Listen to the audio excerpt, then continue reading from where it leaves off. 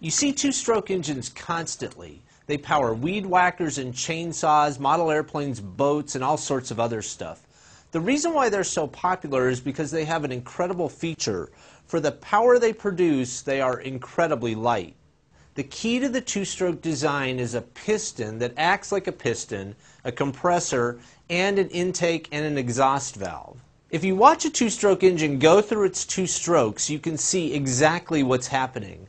Let's start with the spark plug firing. At this point, the piston is at the top of its stroke. The cylinder is full of air and gasoline that has been compressed. When the spark plug fires, it lights the gasoline. The gasoline bursts into flame and expands rapidly, driving the piston down with a lot of force. See this area behind the piston? It's filled with air and a mixture of gasoline and oil. As the piston moves back into this area, it compresses the mixture.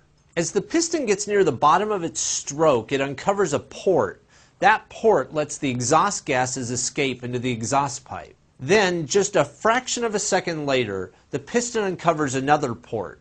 That port lets a new charge of air and gasoline into the cylinder. Now the piston starts moving back toward the spark plug, compressing the air and gasoline mixture so the spark plug can fire again.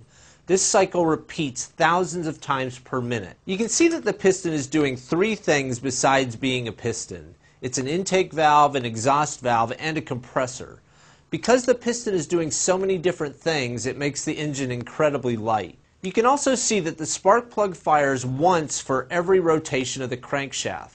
That's twice as often as the spark plug fires in a four-stroke engine.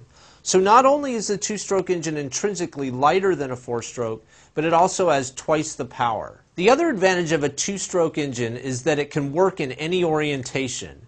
As long as fuel is flowing to the carb, this engine is completely happy to work right side up or upside down.